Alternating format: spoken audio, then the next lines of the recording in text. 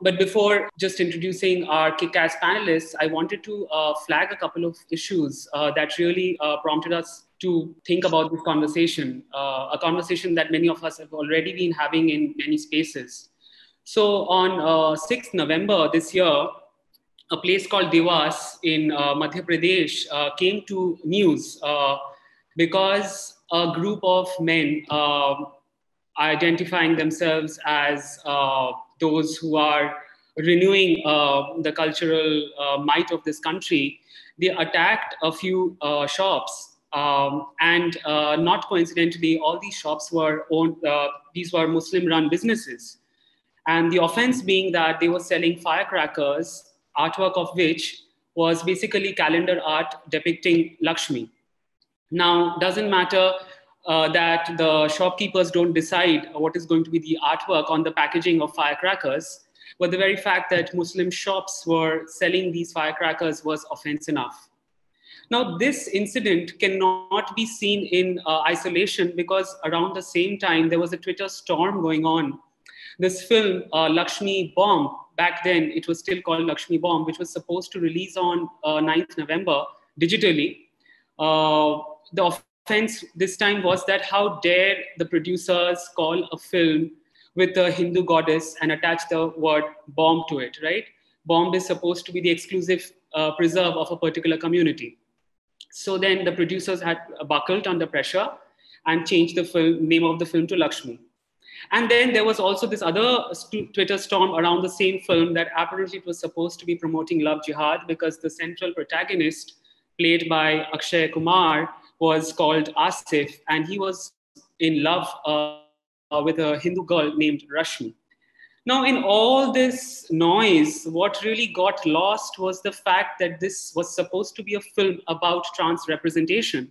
Where did the trans voice disappear?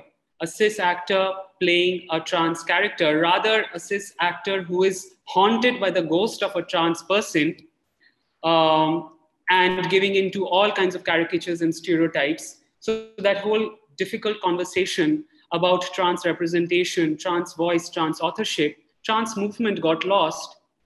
Irony also the fact that a right-leaning trans leader who claims that there is no caste within when we think of transness was also promoting the film. So that is the space in which we are operating, a strange kind of, at the risk of sounding ableist, a strange kind of schizophrenic space where nationalism, religious fundamentalism, queerness, transness all congeal into becoming something where it's very difficult to parse out the nuances.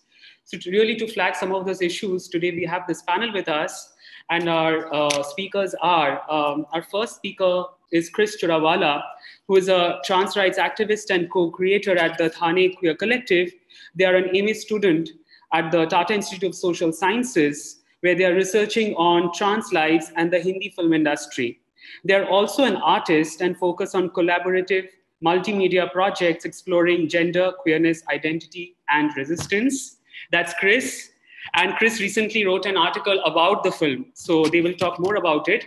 But before I hand it over to Chris, I would introduce the other panelists as well quickly. Our second speaker for the day is Shubhajit Sikdar, who is pursuing an MPhil PhD in Women's Studies at Jawaharlal Nehru University. He is from Shamnagar in West Bengal. He's been part of queer activism in Delhi for more than 7 years now. He identifies as a queer man and is a complete sucker for everything Bollywood.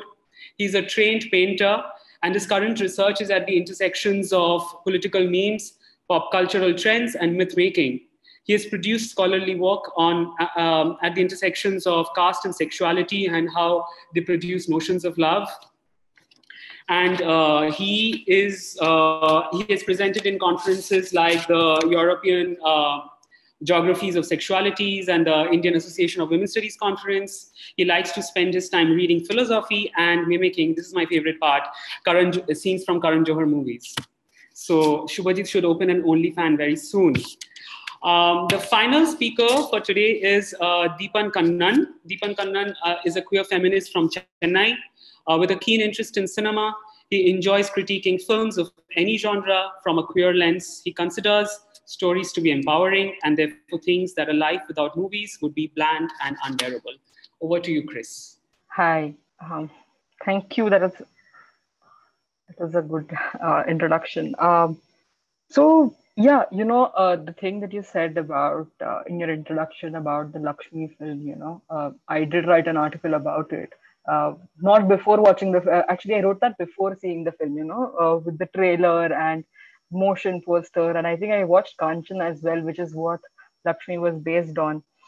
And it's very funny. A lot of people, keeping aside that there was one section of people who were calling that film out, that is the right wing calling it out for love jihad. Keeping that aside, most people in India were actually praising the film to be like the what do you call, emancipating trans lives or bringing trans lives in the main light, trying to myth bust is what a lot of people called it. This was even before the film released, essentially because you have a superstar like Akshay Kumar playing a trans person, or well, quote unquote, ghost of a trans person. Um, but it's very funny. If you see in Kanchana and whoever's like had the misfortune of watching Lakshmi, uh, it's it's not representative. Uh, it's caricatured. It propagates a lot of myths. It shows trans people as these people that you fear because they can curse you, and they'll curse you so bad that they will try to murder you in this life, and if you end up killing them, they will come in their afterlife and take revenge. That is how bad trans people's curses can be. That is practically the takeaway that film gives to audiences, and then you wonder, how is that any sort of representation? And that is why that is my problem with the word representation, to be honest. Because when you have an heterogeneous community, like forget the queer community because that's LGBTQIA, that's such an heterogeneous community. But then if you talk just about the trans community, in India, that's such a heterogeneous community. You have people from sociocultural identities. You have trans men, trans women, non-binary folks like me. It's such a heterogeneous community. Who are you representing? One trans person in a particular film. Uh, Representation does not make sense, right? So then what do you do? Because when you talk about something like cinema is generally like we call it the reflection of society, or like at the same time we also talk about cinema in terms of it influences society, right? And it influences minds.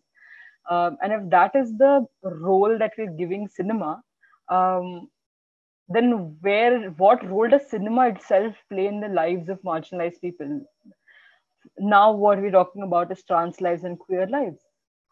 So then I say, if representation is not possible, because we've been trying to do representation again and again, be it Lakshmi or before that, in the last few years itself, be it Shubh Mangal Jada Savdhan. I'm specifically talking about Hindi film industry. I'm from Mumbai and I'm very Hindi. Sorry for that, but yeah. So you talk about Shubh Mangal Jada Savdhan, or you talk about Ek Ladki Ko Dekha before that. All these films, representing queer women, representing queer men, representing trans people. But are they representing? That's the problem with the concept of representation itself, I believe. So that is something that I've been researching right now. As you mentioned earlier, my research into Hindi film industry and trans lives. What I've been talking about recently is that instead of representation, what we should be looking at instead is ownership and authorship, because when you have ownership and authorship, what happens with representation is that a filmmaker is going to research about a community. They're going to try and find out the facts and myths about it, and accordingly fit it into their narrative to quote unquote represent the community. Even if it's a positive representation, I'm sure there are 100 wrong things about it. So then the idea of authorship and ownership is that when you have trans people on your set, you have trans people working in your pre-production, during your production, you have people there and there who are like who are you in front of you. You have people in front of you should be for you yourself to see. No one is going to have to teach the director that, dude, you're doing something wrong. You have trans people in front of you and you know you're doing wrong. Uh, that is something that makes a difference. And a very clear example of that is like going international for that matter is Pose. I think Pose is a very famous show. And the beauty about Pose is that from the executive director, Janet mocked like the whole cast. It's made by trans people. It's about trans people. It's the show is owned and authored by trans people. Though at one end you say that it started by Ryan Murphy, and Ryan Murphy is a cis man, and you would wonder then how does he play a role? Funnily, this whole idea of having so many trans people there working on a trans project is a previous project of Ryan Murphy, again with a trans character. I think it is called Dirty Sexy Money, and that show was pretty bad. But then you see a project like Pose, where that same creator now has a huge cast of trans people. Now it is authored and owned by trans people, and then you see a whole new difference. So it's not exactly about representation, is what I'm trying to say. And it's about projects owned by us and authored by us that make it different. Representation does not, is what I'm trying to say here. I think, yeah. We'll come back to you, Chris. Shubhajit. So, just taking forward the discussion, I would like to begin by saying that whatever I'm going to speak, it cannot be completely credited to me, as a lot of ideas have sort of sprung up while having multiple conversations with my roommate and sort of guide, Ankush Gupta. So, well, in the contemporary Indian cinema, we can argue that, and when I say Indian cinema, I'm what I'm trying to say is I'm mostly focusing on Bollywood and not like Indian cinemas, uh, larger cinema being produced in India. So we can argue that we are seeing a resurgence of quote unquote middle class cinema. Earlier, Amol Palekar was sort of credited as one of the central heroes who represented such cinema. Nowadays, we are seeing it resurfacing through, Ayushman Khurrana. But of course, not only limited to him, but we can clearly see multiple commonalities in films such as Dam Laga Ke Haisha, Subh Mangal Shavdhan, Badhai Ho, Bala, Bareli Ki Barfi, Stree, and of course, Subh Mangal Zyada Savdhan. Uh, all of them are from the same genre, that is rom-com. All of them are issue based, and all of them are set mostly in small town locations or colonies, which somehow influences its screenplay as well. Uh, Hence, what we see is that comedy is being sort of shown through very small town, parlances, usage of very colloquial sort of galis, phrases, and values. Uh, it develops sort of an affective relation between the audience and those location spaces and people. Uh, but what I want to stress here is the centrality of family as an institution in all these films. All these films have, the family as a very important institution in almost all of the film. Uh, all these films organize our vision in a way around the affective domain of family as an institution through values, morals, articulations, etc. And that is precisely where Shubmangal Savdhan, Zyada Savdhan becomes an interesting film. Now, when the film released, a lot of gay boys and allies were like, "Yeah, finally India has its mainstream gay rom-com." But what I want to say is that this film, in the garb of being a gay film, is anything but about sexuality. Uh, yeah. So there is a difference in understanding there between the heterosexual and mostly gay community, the way they sort of perceive the film. Uh, its prime subject is not the gay community, but the urban hetero audience. What the film is trying to do is sort of crystallize an image of a masculine, urban, English speaking, non sexual, consumer gay man who can be accepted by the heterosexual community. I'm assuming that most of you have seen the film. So I will not go into the detailed storyline of the film, but rather I want to stress here is the significance of acceptance of cisgendered gayness for the preservation of family as an institution. And that is precisely why gay marriage becomes a very crucial demand for a lot of gay rights activists and NGO working for gay rights.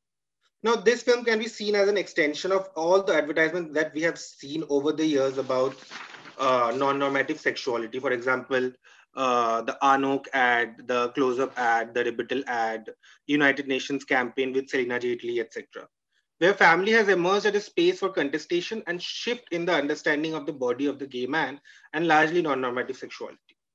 All of which is centered around the need for family to accept queer sexuality. And in order for that acceptance, there has to be a shift in the understanding uh, of the gay man. Now, who are the gay subjects in the film? Shubmangal Zyada Savdan. It is the urban, English-speaking, upper-class, cisgender gay man. But who is the subject of the film within the universe of the film? Who's the subject of the family within the universe of the film? It is the son of the family, played by Jitendra Kumar, who, along with being English-speaking, urban, upper-class vegetarian, is also the one who penetrates. In the film, it is hinted very subtly that Ayushmann Khurrana is the one who receives penetration. So the ideal gay subject of the family is a body which is devoid of any sign of effeminacy. But Ayushmann Khurrana makes up for the lost masculinity through the heavily sculpted gym-built body. At the center of all of this is the affective domain of the family, which is to say that in order to access that affective domain, you have to follow certain protocols. You can be gay as long as you don't bring the sex to the table. You can access the affective domain of the family as long as you keep the gendered behavior at the door. You can be part of the family and sociality as long as you are the one who fucks. So from the earlier Bollywood films, which sort of ridiculed effeminate gay man, we have come to a point where the effeminate gay man is obliterated. Thank you. Thank you, Shubhajit. For the audience, if you have any thoughts already, please feel free to type them out in the Q&A box, and we'll take them after Deepan has spoken. Deepan? First of all, thanks to Dialogues for giving this opportunity and raising this important topic. And just wanted to reflect on some of the things that Chris, the pertinent points that Chris and Shubhajit kind of raised in the earlier discussion, and also to tie it up with what Shine kind of raised as a question in terms of where is the room for voices against some of the resistance against fundamentalism and stuff in the context of queer cinema. And I feel that one of the things that both Chris and Shubhajit kind of hinted at is in terms of this homogenization, what Chris pointed out, and in connection to what Shubhajit spoke about more in terms of how there is no sexuality in the movies about sexuality. And I think this homogenization of our queer stories, and also about being very normative, is all because our stories, or Indian, at least in the context of Indian cinema, irrespective of the language, moving beyond Bollywood as well, is heavily centered around acceptance. These are the narratives that we keep seeing about acceptance and acceptance all the time. And I just want to caution here that I'm not saying that acceptance is not something important, and it's not something that, through our radical politics that we should be not giving importance or focus on. At the end of the day, all of us are human beings, at least, and acceptance is kind of a basic need, at least being conditioned into that. What I'm trying to say here is that acceptance is something primarily used as a tool for negotiation. Most of the time, acceptance is kind of a bargaining tool where the powerful kind of demand certain things from the powerless in favor of acceptance. So that's the power equation that the capitalist structures and the establishments historically have exploited the people and deny some of the basic rights for the marginalized people.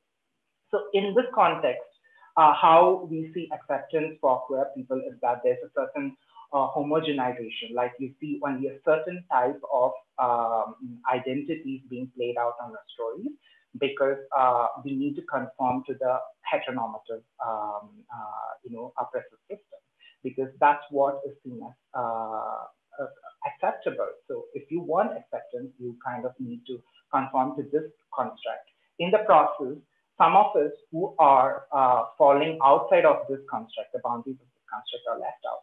In Shubh Mangal Vyada Savdan, I couldn't relate to that story. I mean, I do think it's important at a certain level, but I couldn't relate to that story because it's not my story. I mean, also, to be honest, I do not fit into many of the stories that play out in the context of Indian cinema, right? So it's just that, we need to be very mindful and cautious of how do we take our stories and narratives and not just be heavily centering around acceptance, or at least that will not be the only element of our stories that we kind of tell. And this can be seen more in the context of the trans people stories, right? Right from the stories from Naga Kirtan in Bengali to Nyan Meriputi in Malayalam to Super Deluxe in Tamil, you always see these stories. You are expected to conform. You have to. It's like our stories. Like every day we wake up and then see that there's no acceptance, that we just stop living our life. There's so much more to our stories. Joy. Our lives are colorful, and we have heartbreaks, we have failures, we have success. We fall in love with many people sometimes.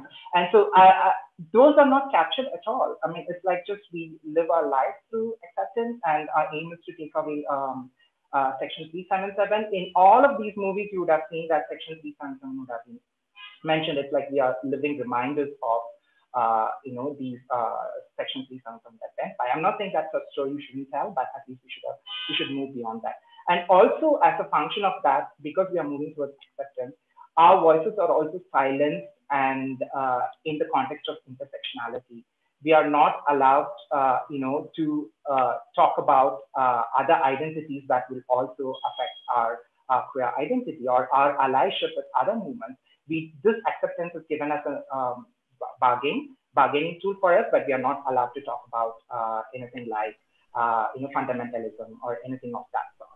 So to come back to the topic of Whither queer, I just think there is no queer in our queer stories moving on, and we are just taking away the queerness in our queer stories, and we should perhaps bring it back and try to make it more queer and about our own life. That's just for the initial thoughts, Shayan. Back to you. Thank you, Deepan. So we already have a few questions, but before I go to them, just a few thoughts that came to me while listening to all three of you. And you can switch on your videos, because I think it's going to be a conversation now. And anyone can tackle these questions. So it's not specifically for... So from Chris, what I was taking up was about the question of authorship, who gets to author the story. How does then, do we think that like queer authorship or trans authorship can necessarily lead to a kind of critical politics that takes into note about the fascist times that we are living in? From Shubhajit, what I am getting is this idea of the family, the hegemonic family, the upper caste Hindu family, the center, the penetrator, the phallic symbol, so to speak. And so in that sense, what would a queer story be like, which is able to counter family as the center of this nationalist project? From Deepan, what I'm taking is that when Deepan was talking about that how many of these stories that we talk about by default, which is mostly Hindi cinema, that many of these stories don't represent many of us, for those of us for whom Hindi is not the native language. And I was just thinking of a piece that Deepan, you wrote a few months back, and we were talking about this a few days back, when you wrote about Shakuntala Devi, this Kannada mathematician, and here's a film which doesn't have a single word in Kannada in that entire film. So then, is there a thing as a queer vernacular that can really, or language resistance, the language movements, and does that also counter this question of nationalism? Authorship, family, and language. Do you guys see them as three nodes through which we can really challenge this hegemony that we are living through? So the question about how language plays out, right? I mean, I definitely think, especially when I was watching Shakuntala Devi, I definitely feel that there is a certain level of authority and ownership of stories, even with, beyond the context of queer, by Bollywood on other regions, right? The stories in other regions. It's like they want to have that kind of ownership. It's kind of, I find it a bit problematic and also surprising because historically, when it comes to India and the representation of cinema in Indian context, it's always been, movies that are not Hindi, either Bengali or Malayalam, and these have gotten more international recognition than Hindi cinema. But Indian cinema continues to be synonymized with Hindi cinema. So having said that, if we kind of bring it down to a specific question on Shakuntala Devi or as a function of how it would pan out, I think Shakuntala Devi should have definitely been made in Kannada, or at least the portions that were initially where it happens in Bangalore or in Karnataka, that should have been at least in, it's a given thing that it should have been in Kannada. Especially now in this current times where, people are moving beyond Hindi cinema and looking at other languages of other movies of other languages. It was very surprising that with the advantage of OTT content, we didn't make this movie in Kannada and be available in other languages. That's one thing. But in the process of, mainstreaming, because Hindi is seen as a mainstream language or the majority language, and you are kind of taking the Kannada or Tamil, or if it is set in Chennai, Tamil, or in Bengali, because Bollywood is moving away from Mumbai and Delhi to all of these cities, or Kolkata, Bengali, you are also erasing the, not just the culture, but the politics of that specific land. And if you're talking in the context of queer politics, I think these languages, the content from these languages will definitely make the queer dialogue richer, because there have been some of interesting films or queer films, or at least in terms of the dialogues that are coming from other languages, I would say. I mean, at least in Malayalam, we recently had, I know the LGBT community has very much critic around this film Moto.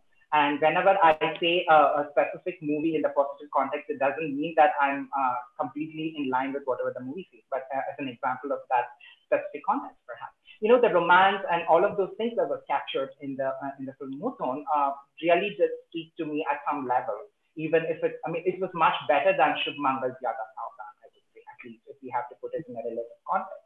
Right, and there have also been movies like which did not really talk about queer generally, but then in Kannada film there was a film like Shuddhi, which did not scream that the women were queer, but can be understood as queer, queer women. Similarly, Rani Padmini, which was something that you could see it through the queer lens. So I do think that there's space which is kind of mainstreamed, and the authority by Bollywood is kind of killing some of our stories if we put the language in the context.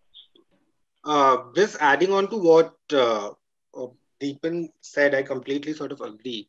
But also, so the thing is, when you are making a film, so you're, of course, the whole question about homogenization as opposed to the community is heterogeneous and all, but keeping that in mind, when you are sort of making a film, you have to take one template. So I think the difficulty becomes, how do you show so much of nuances or heterogeneity, say for example, through one template, because you have to sort of take, if you're making a film, you have to take one storyline. So what all do you want to sort of put in it, and also the whole question of market is also there.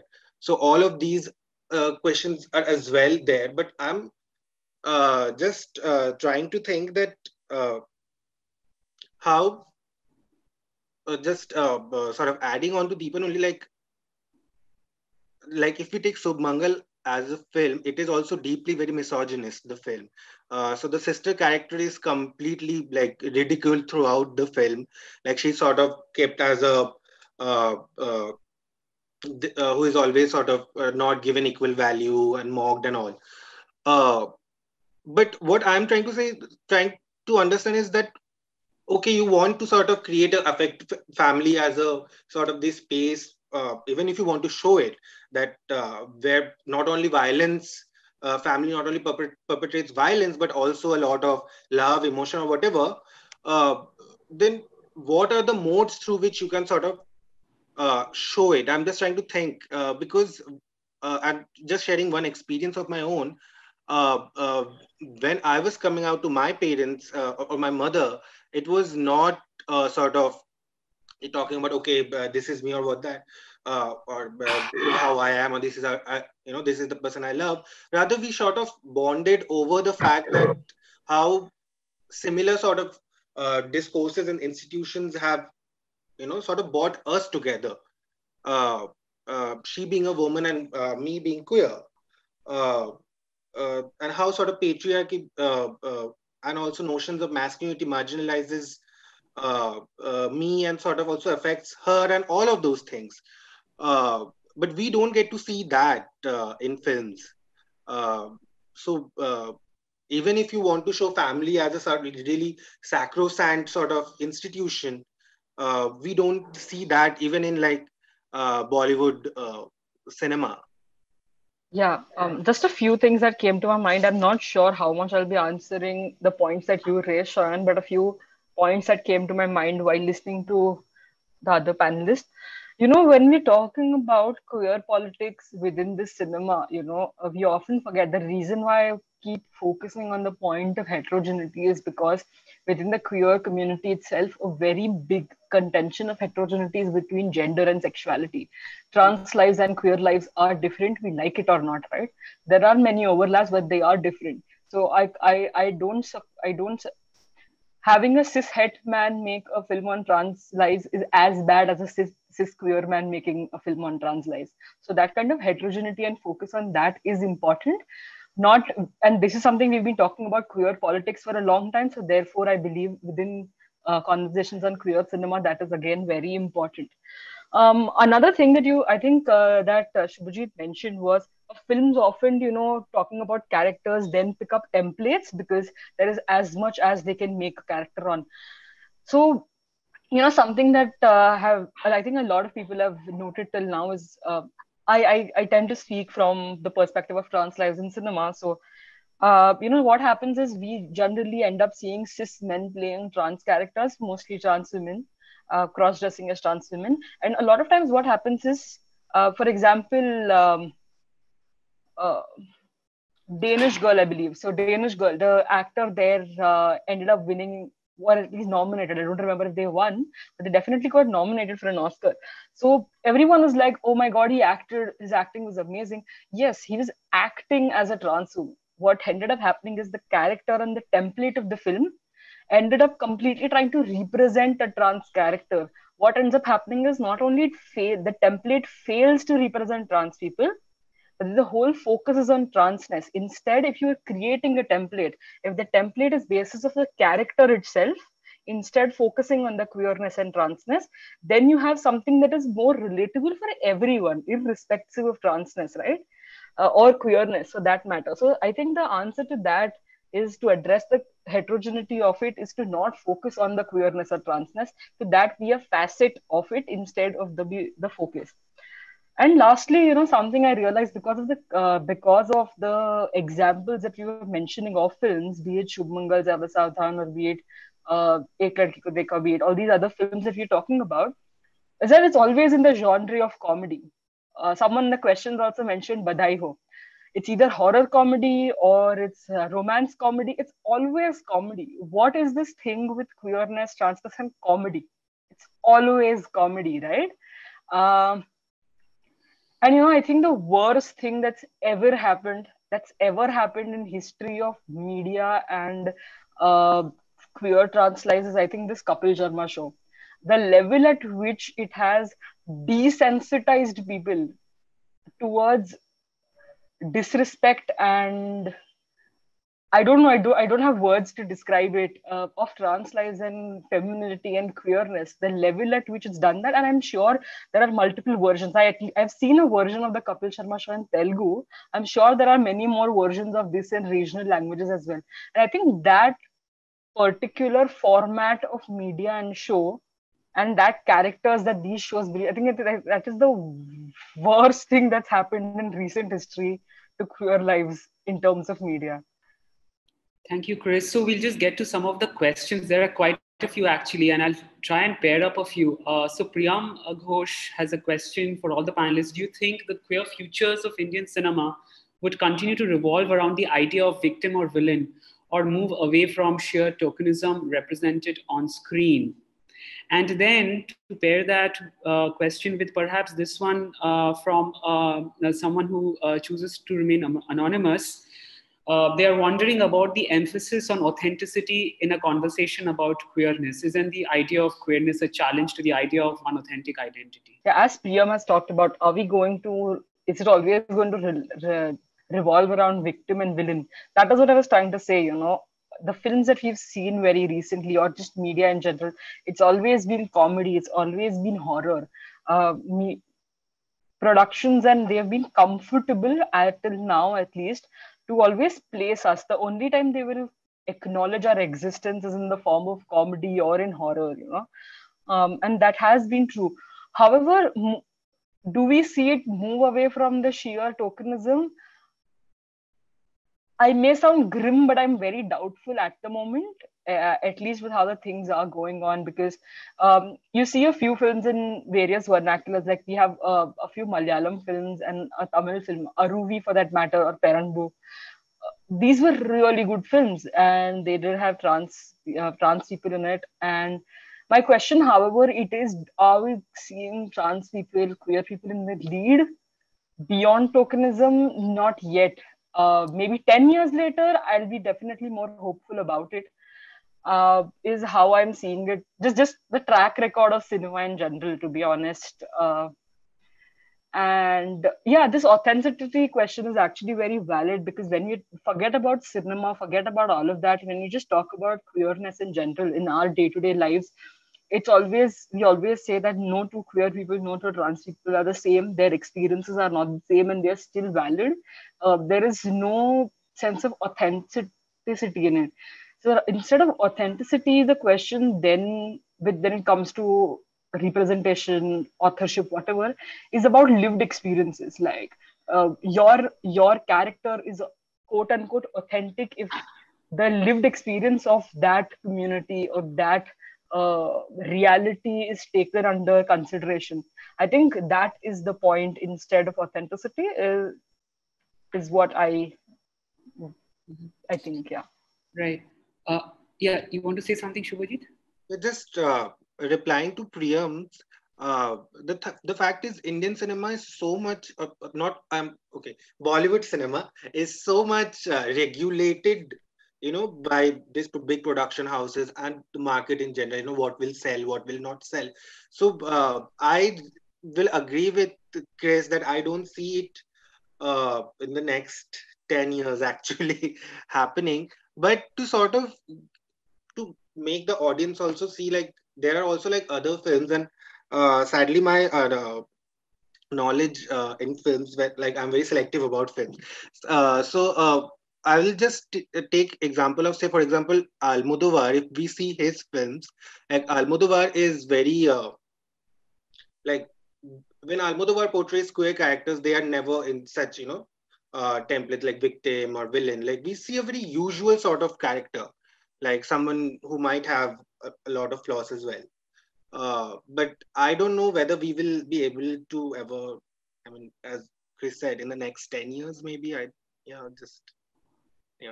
don't know, even after 10 years, will it be possible or not? Because the way we are sort of progressing backward, I really don't know. Progressing backward is a lovely paradox. Rohit Dasgupta has a question. What does the panel think about the role played by forums like Netflix, Prime, etc. in production and distribution of queer film shows? There has been a growth of such like content. And so, yeah, what are your thoughts on that? Maybe can I answer to that question? Yeah. Maybe? Yeah. Okay, sure. I think when Netflix and all of these OTT kind of started, it seemed like very hopeful of getting some bold content, and also especially in the case of queer stories and queer narratives, right? But we do have some bold content and refreshing stories with the context of LGBTQIA plus life. But sadly, we do not have so much in terms of the Indian context. And Indian context still, we have like tokenistic representation. So now, as I see more and more of what Netflix is kind of coming up with, it's a tokenistic side character that you have a gay man or a trans character playing, or even in Indian films, that's how it is kind of come to. You don't have some rich representation like in the case of Sense8 or Pose or or even Schitt's Creek for that matter.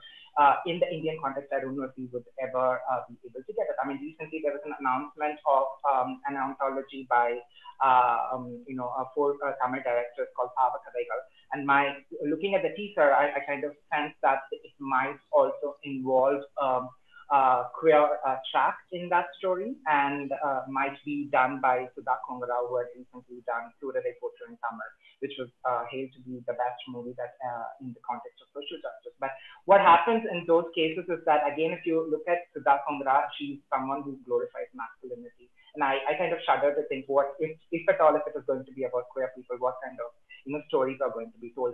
It's the same thing that we are going back to what Chris said. The authority, the ownership of these stories are not with the queer people still in the context of Indian cinema. So as long as that doesn't change, no matter how much more content that we get, or how many more channels or these platforms come up, we will still be getting these tokenistic representations or the stories that are not ours. Just basically told for the gaze of cis and straight people. Shubhajit, you had your... Just adding on to what Deepan said, another set of issues that I think I would also like to raise along with the question that was posed is the question that, okay, even if you get, so for example, very good representation, then comes also the, the matter of how good the film is. A lot of time, the representation can be very good or very apt for that matter, but the film as a craft is not good, right? So how the difficulty is then how to sort of bring both of them together, where you make a good film along with good representation or positive representation. Why I want to bring that, because I have also seen films by, say, for example, gay men making films on, for example, lives of gay men, and the films are absolutely trash. Yeah. Yeah. Whither has a question. Can I just add something yeah, there, if you don't mind? Yeah, I don't know how to answer what Shubhajit said. There's something I'm going to have to think about. But something that Deepan said, about this question on OTT platforms, Netflix and etc. They're generally known for creating bolder projects and things like that. To be honest, in terms of trans lives, have seen this going the opposite end very badly. Essentially, because in the name of bold characters, in the name of showing the real as is, OTT platforms have dwelled in trauma porn, and their answer to that is, well, we are showing it real, we are showing it as is. Mainstream cinema won't dare do it. We are not going to show the reality. We are representing trans lives the way they are. Are they really? Is my life only trauma and nothing else? You see something like Patal Lok.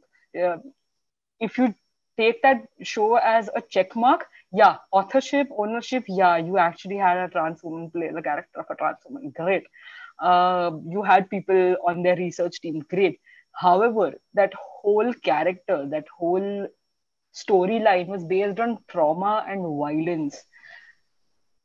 And then I'm like, what is the purpose of this? What is the purpose of this, right?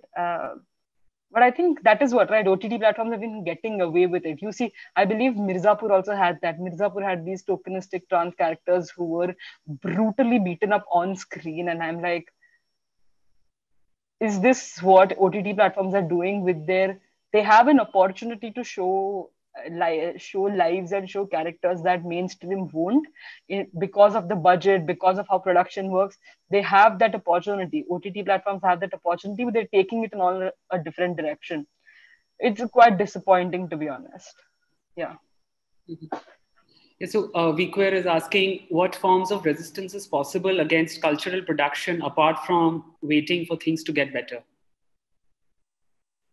And to those of us asking questions, can we ask and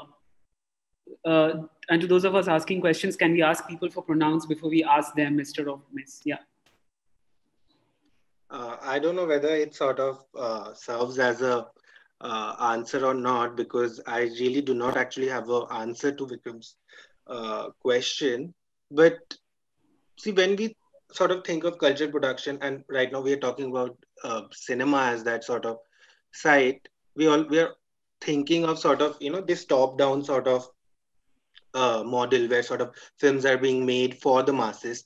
But over the years, like with the digital platform, what we have also seen, there is a certain form of cultural production happening from below to up.